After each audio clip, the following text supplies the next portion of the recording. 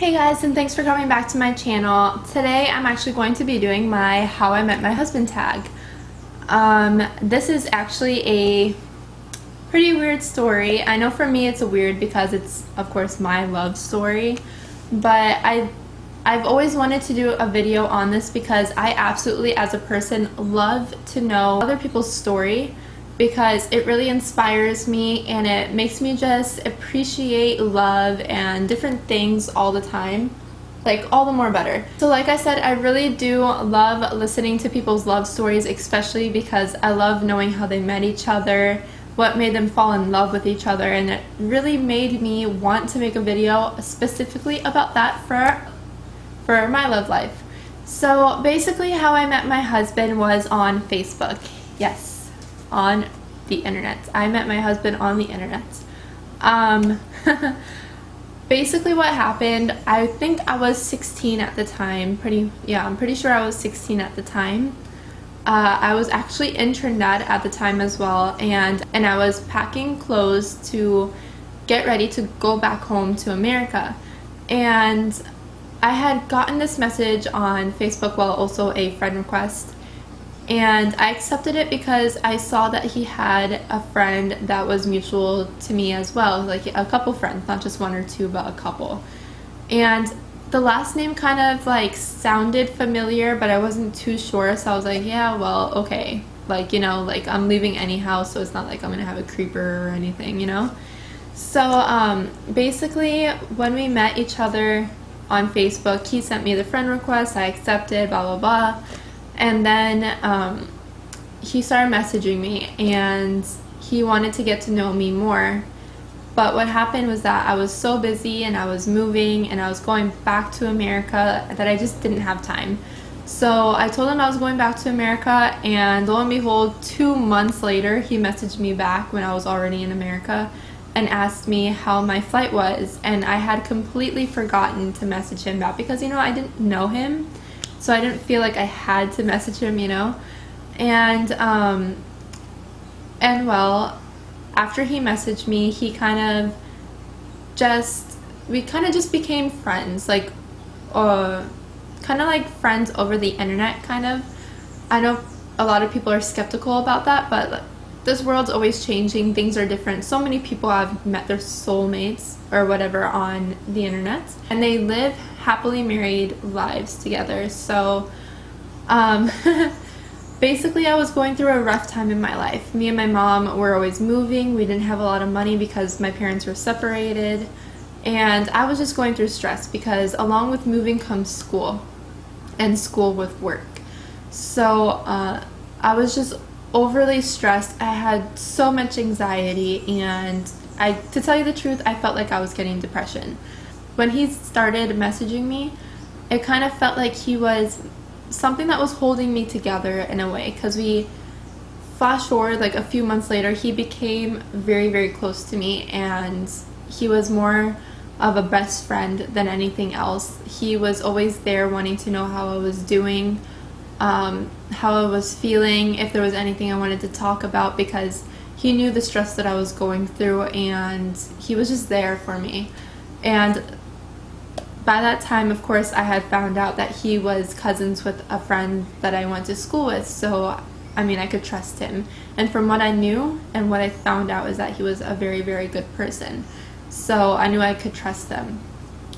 So basically, after we talked and talked, basically, he was a very close friend, like I said, but at the same time I didn't like him more than that, because I kind of thought that he was annoying because he would always message me, and where I'm from in Virginia, a lot of people like that, they just keep to themselves, really. They don't really like to talk to people they don't know, and I really had to come out of my shell with him because I really started liking him. And yeah, so at that time, like I said, me and my mom were going through a lot of stress. He basically kept me strong. He would always give me inspirational words. He would always just kind of uphold me in a way. I felt like he was my brother's keeper. And he meant the world to me. To tell you the truth, he seriously meant the world to me. I had, of course, as a girl nowadays especially, I had a lot of crushes, and he wasn't like any of them. He was different. Like, he really cared. It's not like he was just asking questions so that he could show that he cares, but he actually cared. And that's what really got me, because it's really hard to find people out there these days that really do care about what's going on in your life. Because like a famous saying is that 99.9% of people that you meet and want to know your story or want to know more about you really just don't care. They don't care. And he really did care, and that meant a lot to me, and I didn't want to lose him. So basically we had a long distance relationship for about a year, and I just kept praying to God. I was like, God, please, I want to go to Trinidad. I don't want to lose him, because no one's gonna wait for you forever. I mean, it's hard to find people that would even wait a little while for you nowadays. So what happened was that me and my mom came back to Trinidad about a year later, and we were staying by a friend's house, and he came. Like, we invited him to come over because, like I said, by then we were in a long distance relationship, like boyfriend, girlfriend. Basically the whole time we were always Skyping and everything. And not a lot of people would understand how we were able to be together. But when you really love a person, it doesn't matter how far you are from them. It really, all that really matters is that you love them. Both of you are in it together, because even with the close relationships, people who meet each other and stay together for years sometimes separate. People who meet each other for a few days separate. So let alone for us, like, we were thousands of miles away from each other, and he just really showed me that he cared, and I was very, very in love with him at the time, especially. So when I came here to Trinidad and he came over, he brought me carnations, because that's my favorite flower, and he actually brought my mom a rose. And I thought that was such a gentlemanly, is that a word? Gentlemanly way of kind of just meeting me and my mom, because like I said, my parents are separated, so it was just me and her.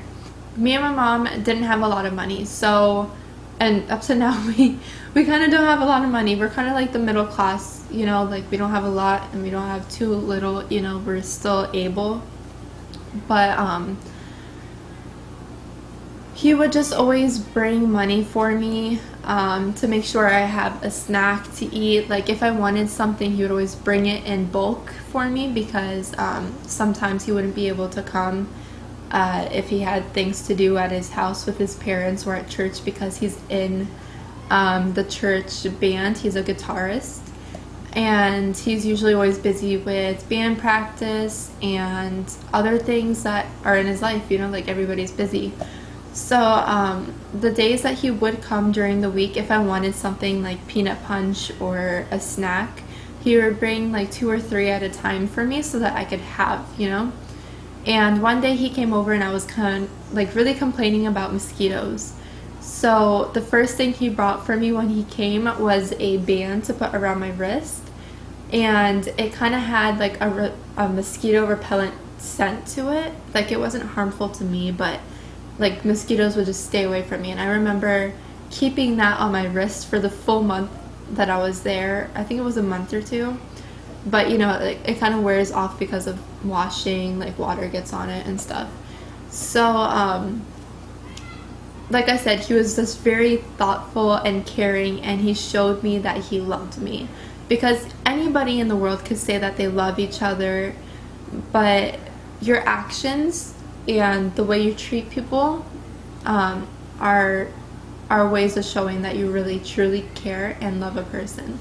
So all I knew from that point onwards was that I loved him, and that he was a blessing in my life at the time, especially because I was going through a lot.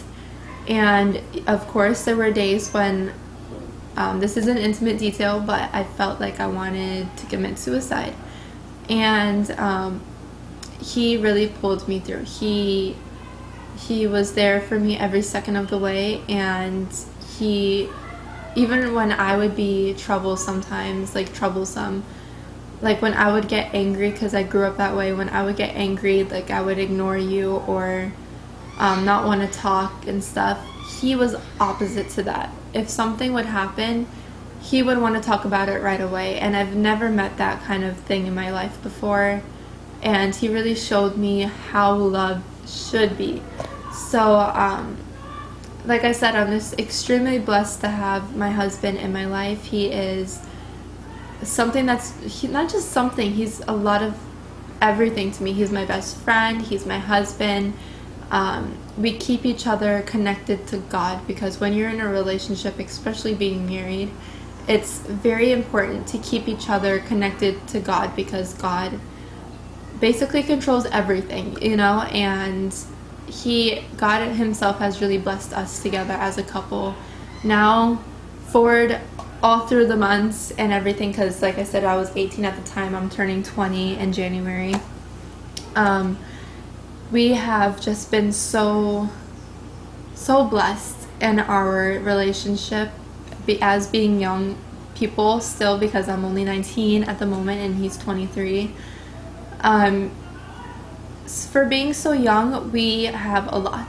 We just got a car. We just celebrated our 1-year anniversary just about a month ago. We have a lot to be thankful for, and God has really blessed our relationship, and I pray, God willingly, that he will continue to bless our relationship and that we would continue to have many, many more years together. But you know, everybody has problems in their relationships. Like I said, he's everything to me in a way that he keeps me close to God and everything. But you know, like as humans, we all make mistakes, we all argue. But the thing with us is that we don't actually have arguments, we have tiffs. And tiffs are kind of like a small argument that always gets fixed at the end of the day. I think the biggest argument we ever had was actually kind of funny now that I think about it. I was sitting in the car a few months ago, and he went to play football, which is soccer in America, with his friends, and I wanted to take a walk with him, and by the time he got in the car, it was pitch black and they were ready to go home, and I was like, so you just completely forgot me in the car? And we were just arguing about that. But like I said, how we are in our relationship is we fix things before we go to sleep at night, and I feel like that strongly helps a relationship. Never stay angry at anybody. It could be your parents, your siblings, friends, husbands or wives, anything. Just remember, life is short, and we have to be thankful for every minute we have with the people in our lives, our loved ones. So I hope you guys like this video. It was a little introduction on how I got to meet my husband and how we are together now. So I hope you guys like this video, and I hope you subscribe to me. Thanks guys, and bye. As an ordained minister in the Church of God, and acting on behalf of the state of Trinidad and Tobago as a marriage officer, I pronounce you man and wife. In the name of the Lord Jesus Christ, in the name of the Father and the Holy Spirit. God bless you.